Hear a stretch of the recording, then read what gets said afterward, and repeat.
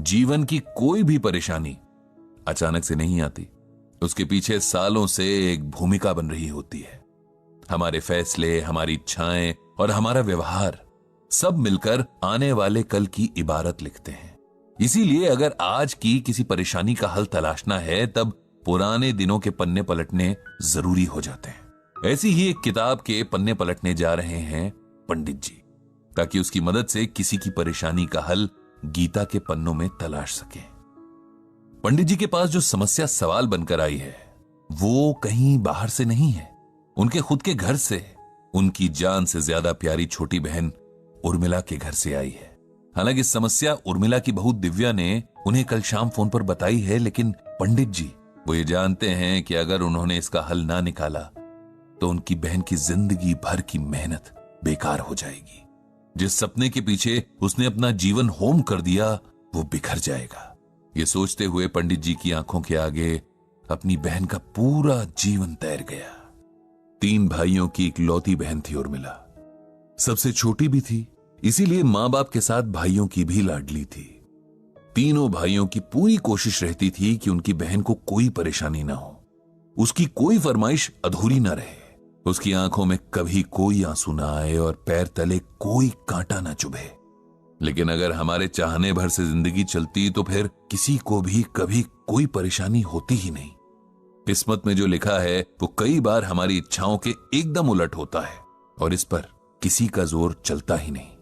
उर्मिला और पंडित जी समेत सभी भाई बहन जिस वक्त में बड़े हुए, उसके समय लड़कियों को पढ़ाई के कम ही मौके मिलते थे। फिर भी उनके माता पिता ने उर्मिला को 8वीं कक्षा तक पढ़ाया और फिर एक बहुत अच्छे परिवार के पढ़े लिखे लड़के से उसकी शादी भी करवा दी। उर्मिला का जीवन बहुत अच्छा चल रहा था। उसका पति बहुत समझदार और सुलझा हुआ इंसान था। भगवान ने एक बेटा और एक बेटी देकर उनके परिवार को संपूर्ण कर दिया था। जिस तरह के जीवन की उम्मीद कोई भी लड़की कर सकती है, उर्मिला के जीवन में वो सब कुछ था। लेकिन किस्मत को शायद कुछ और ही मंजूर था। एक शाम ऑफिस से घर लौटते हुए उर्मिला के पति की रोड एक्सीडेंट में मौत हो गई। एक हंसता खेलता परिवार जैसे अचानक से दुखों के पहाड़ के नीचे आ गया। उर्मिला खुद इस सदमे से उबर नहीं पा रही थी तो बच्चों को क्या संभालती। किसी तरह बहुत समझाने बुझाने के बाद, बहुत लंबे वक्त के बाद उर्मिला थोड़ा सामान्य हुई। अब उसके आगे एक लंबी जिंदगी थी जिसे उसे अकेले काटना था, साथ ही दोनों बच्चों का भविष्य भी देखना था।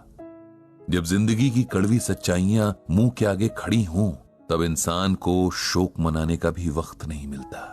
यही उर्मिला के साथ हुआ। भाइयों ने अपनी तरफ से हर संभव मदद करने का वायदा तो किया, लेकिन उर्मिला जानती थी कि उनके भी अपने परिवार, अपनी जिम्मेदारियां हैं। आखिर कब तक वो लोग उसका और उसके बच्चों का बोझ उठाएंगे। उसे खुद ही कुछ करना होगा। वो ज्यादा पढ़ी लिखी तो थी नहीं, इसीलिए कहीं अच्छी नौकरी उसे मिल नहीं सकती थी और इसीलिए उसने सिलाई का काम करने की ठानी। ब्रजभूषण जी से वो तीनों भाइयों में सबसे ज्यादा करीब थी, इसीलिए उसने इस बारे में उन्हीं से सलाह मांगी।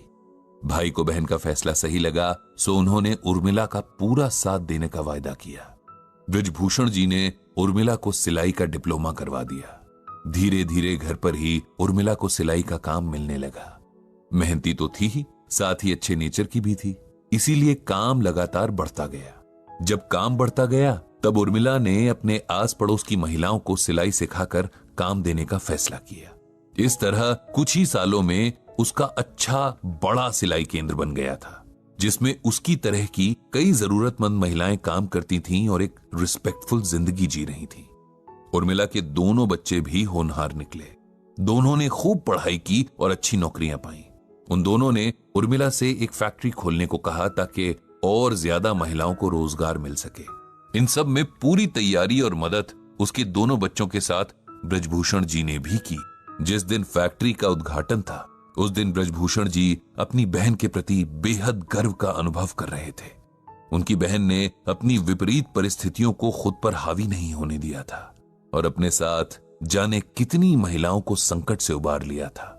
बेटी और बेटे की शादियां करके उर्मिला ने अब उनके प्रति अपने दायित्व पूरे कर लिए थे।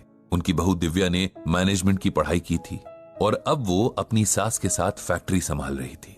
सब ठीक चल रहा था, लेकिन एक दिन उर्मिला बाथरूम में फिसल कर गिर गई और उसकी कमर में बहुत बड़ी चोट लगी, जिसकी वजह से डॉक्टर ने उसे पूरे 6 महीने के बेड रेस्ट के लिए कहा।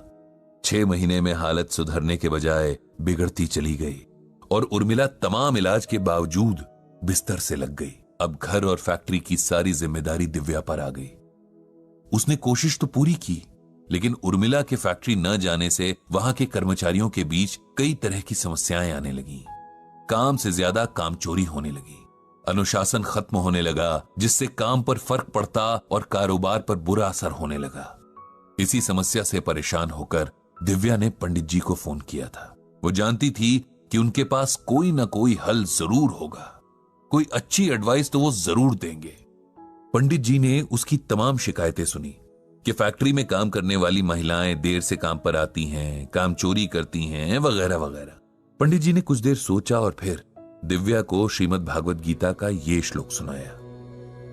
यद्यदा चरति श्रेष्ठस्तत् देवेतरो जनः स यत् प्रमाणम कुरुते लोकस्तदनुवर्तते। इसका अर्थ है कि हे अर्जुन, श्रेष्ठ पुरुष जो जो आचरण करता है, संपर्क में आने वाला पुरुष भी वैसा ही आचरण करते हैं। वो जो कुछ प्रमाणित कर देता है, समस्त मनुष्य समुदाय उसी का अनुसरण करने लगते हैं। इसका मतलब यह है कि बेटी, हमारा समाज और इसमें बसने वाले लोग अपने लिए आदर्श ढूंढते हैं। ऐसा आदर्श जब उन्हें मिल जाता है, तब वे भी उसके गुणों को अपने व्यक्तित्व में उतारने लग जाते हैं। इस तरह पूरा समाज एक आदर्श समाज बन जाता है। अगर इसका दूसरा अर्थ हम देखें तो वो इस तरह होगा कि किसी से भी कुछ अपेक्षा रखने से पहले हमें वैसा आचरण खुद भी करना पड़ता है, तभी हम अधिकार से दूसरों से अपेक्षा रख सकते हैं। यदि तुम चाहती हो कि तुम्हारे लिए काम करने वाले लोग आदर्श हों, तब तुम्हें भी उनके लिए आदर्श बनना पड़ेगा, ताकि वो तुम जैसा बनना चाहें। तुम्हारी सास यानी उर्मिला उनके लिए वही आदर्श थी। वो हमेशा फैक्ट्री का समय शुरू होने से आधा घंटे पहले पहुंच जाती थी।